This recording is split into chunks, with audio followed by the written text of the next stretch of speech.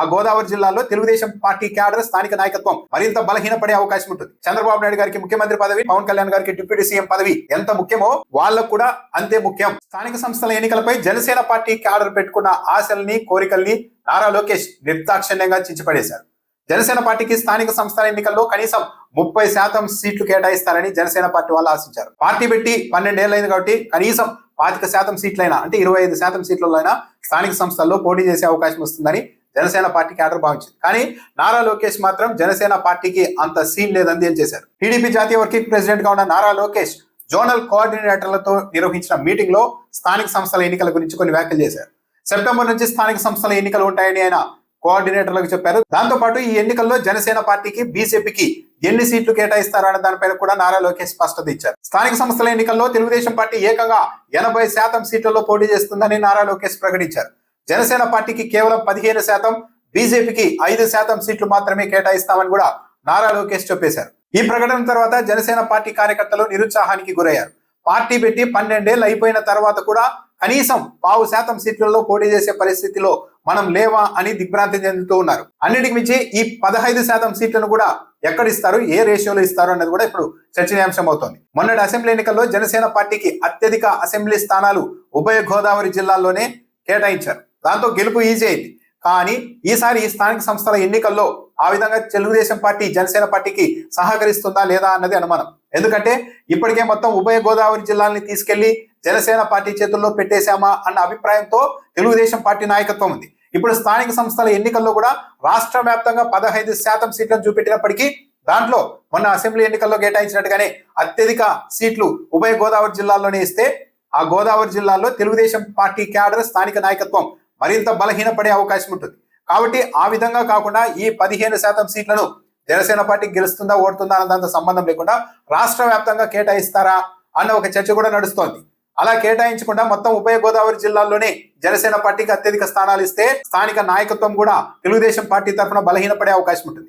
సరే, ఒకవేళ 15% సీట్లు కేటాయించినప్పటికీ కూడా స్థానికంగా ఉన్న తెలుగుదేశం పార్టీ నాయకులు జనసేన పార్టీ పోటీ చేసే చోట సహకరిస్తారా అంటే 100కు 100% సహకరించే పరిస్థితి ఉండనే ఉండదు. ఎందుకంటే చంద్రబాబు నాయుడు గారికి ముఖ్యమంత్రి పదవి, నారా లోకేష్ గారికి మంత్రి పదవి, పవన్ కళ్యాణ్ గారికి డిప్యూటీ సీఎం పదవి ఎంత ముఖ్యమో ఆయా పార్టీల తరఫున పనిచేస్తున్న స్థానిక నాయకులకి కూడా తాము సర్పంచులు కావడం, ఎంపీటీసీలు కావడం, ఎంపీపీలు కావడం, మున్సిపల్ చైర్మన్లు కావడం అన్నది వాళ్ళకు కూడా అంతే ముఖ్యం. తమ పర్సనల్ గా తమ పదవులకే గండము, తమ రాజకీయ ఉనికికే గండం ఏర్పడినప్పుడు ఇక పార్టీ లైన్ ని కూడా లెక్క చేసే పరిస్థితుల్లో స్థానిక నాయకులు ఉండరు. డైరెక్ట్ గా ఎదురుగా నిలబడకపోయినా ఒక పార్టీకి, జనసేన పార్టీకి ఒక చోట సీటు కేటాయిస్తే అక్కడ అతన్ని గెలిస్తే, మనం సహకరించి గెలిపిస్తే పాతుకుపోతాడన్న ఉద్దేశంతో ఇంటర్నల్ గా అయినా సరే జనసేన పార్టీ క్యాండిడేట్లను తప్పనిసరిగా ఓడించేందుకే తెలుగుదేశం పార్టీ స్థానిక నాయకులు ప్రయత్నిస్తారు.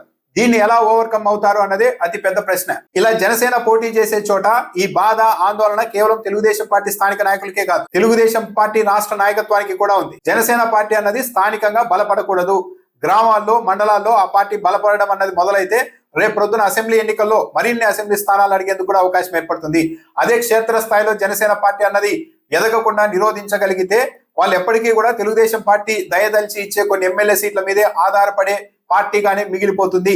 మన చేయి దాటి వెళ్లకుండా జనసేన పార్టీ ఉంటుంది అన్న ఆలోచనతో స్థానిక సంస్థల ఎన్నికల్లో జనసేన పార్టీ పోటీ చేసిన చోట ఆ పార్టీకి పాజిటివ్ గా రిజల్ట్ రావాలని తెలుగుదేశం పార్టీ రాష్ట్ర నాయకత్వం కూడా భావిస్తుందని చెప్పలేం. జనసేన పార్టీ 30% సీట్లను అంచనా వేసింది. కనీసం 25 అనుకున్నారు, కనీసం 20 అనుకున్నారు. కానీ 15% మాత్రమే కేటాయిస్తామని నారా లోకేష్ ప్రకటించేశారు. మరీ ముఖ్యంగా అసలు ఈ విషయం పవన్ కళ్యాణ్ తో చర్చించిన తర్వాత నారా లోకేష్ ఇలా ప్రకటన ఇచ్చారా, లేకుంటే ఏకపక్షంగా ప్రకటన ఇచ్చేశారా? మేము ఇచ్చేది ఇన్నే, తీసుకుంటే తీసుకోండి, అసలు ఎక్కడికి పోదు జనసేన పార్టీ, ఎన్ని సీట్లు ఇచ్చినా తీసుకొని ఉండాల్సిన పరిస్థితుల్లోనే ఉంది, కానీ తమను ధిక్కరించే పరిస్థితుల్లో లేదు అన్న ఉద్దేశంతోనే ఇలా ఏకపక్షంగా నారా లోకేష్ ప్రకటన చేశారా? సాధారణంగా కనీసం చంద్రబాబు నాయుడు గారి దగ్గర నుంచి కూడా కాకుండా డైరెక్ట్ గా లోకేష్ ఎలా ఈ స్టేట్మెంట్ ఇచ్చారన్న దానిపైన కూడా చర్చ నడుస్తుంది. ఒకవేళ తెలుగుదేశం పార్టీ అనుకున్నట్టే, నారా లోకేష్ గారు చెప్పినట్టే 15% సీట్లు ఇచ్చినా అందులో మళ్ళా రిబల్స్ దింపినా పవన్ కళ్యాణ్ ఏమైనా చేయగలిగే పరిస్థితుల్లో ఉన్నారా అంటే ఏమీ లేదని చెప్పాలి. అన్ని సర్దుకుపోయే పరిస్థితుల్లోనే జనసేన పార్టీ ఉంది.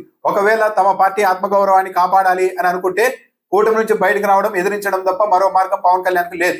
కాబట్టి పవన్ కళ్యాణ్ గారు ఆ సాహసం చేసే పరిస్థితుల్లో కూడా లేరు.